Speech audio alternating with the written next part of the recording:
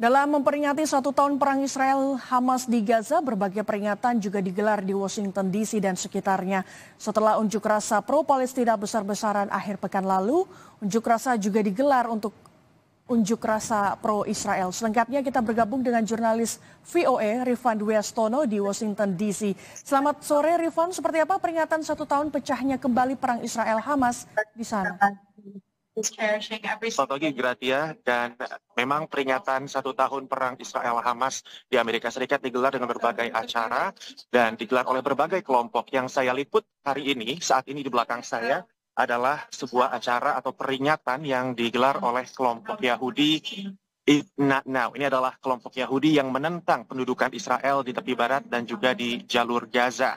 Dan mereka mengumpulkan orang-orang yang ingin mengenang para korban yang berjatuhan tidak hanya di kubu Israel, tapi juga di kubu Palestina dan juga kubu Lebanon.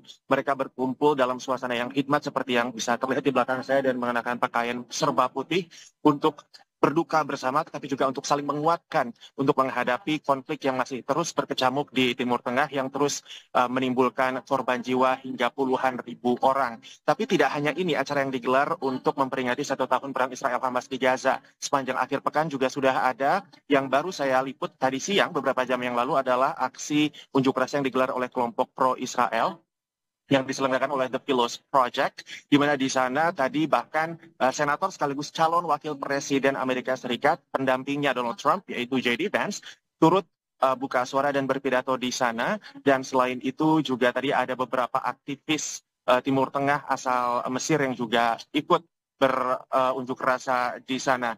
Dan 2 hari yang lalu juga ada aksi unjuk rasa yang dilakukan oleh kelompok pro-Palestina, di mana ada 3.000-an orang yang ikut serta dalam aksi itu, di mana aksi ini digelar di depan Gedung Putih. Ini adalah kantor sekaligus kediaman Presiden Amerika Serikat Joe Biden.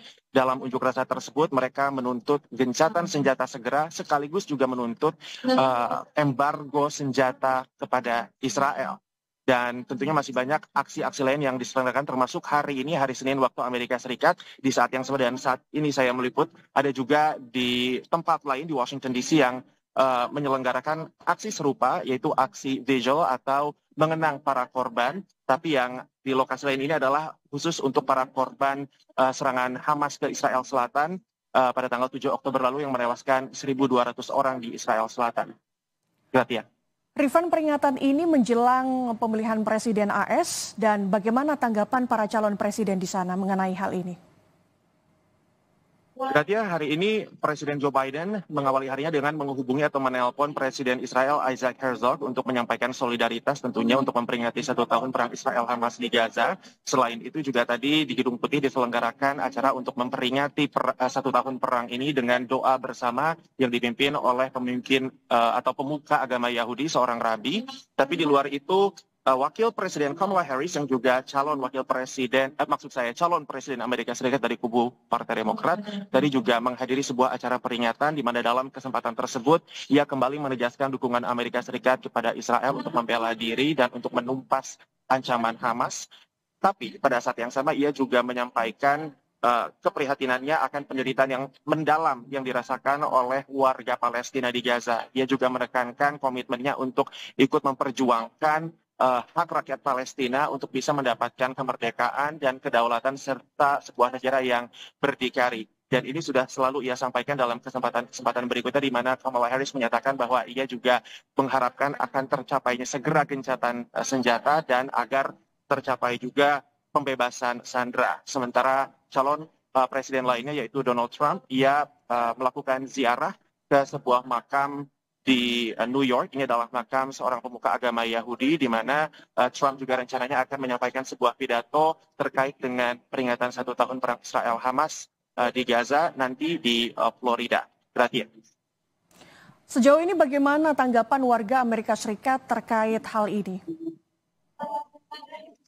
Ya, Gratia, dari survei atau dari jajak pendapat yang terakhir kali dilakukan oleh Gallup, ini adalah lembaga survei di Amerika Serikat yang dilakukan pada bulan Juli lalu, atau dirilis maksud saya bulan Juli lalu, diketahui bahwa sekitar 48% responden Amerika Serikat menentang tindakan Israel di Gaza.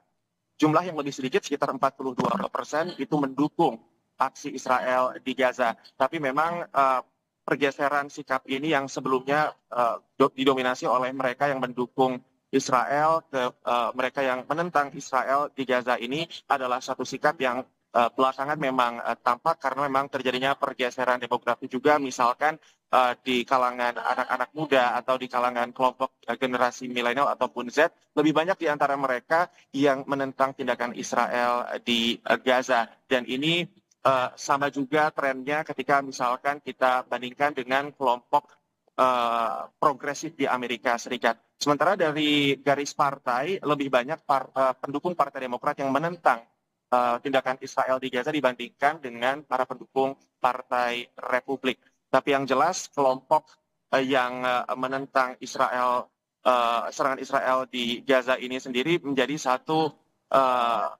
kelompok yang sedang diperebutkan dalam Pilpres Amerika Serikat karena yang menentang ini adalah satu kelompok termasuk kelompok Muslim, dia juga kelompok keturunan Arab di Amerika yang apabila digabungkan suaranya cukup signifikan untuk bisa memenangkan salah satu negara bagian yang paling penting dalam Pilpres kali ini, yaitu negara bagian Michigan, di mana di situ terdapat konsentrasi populasi penduduk keturunan Arab Amerika terbesar di negara ini.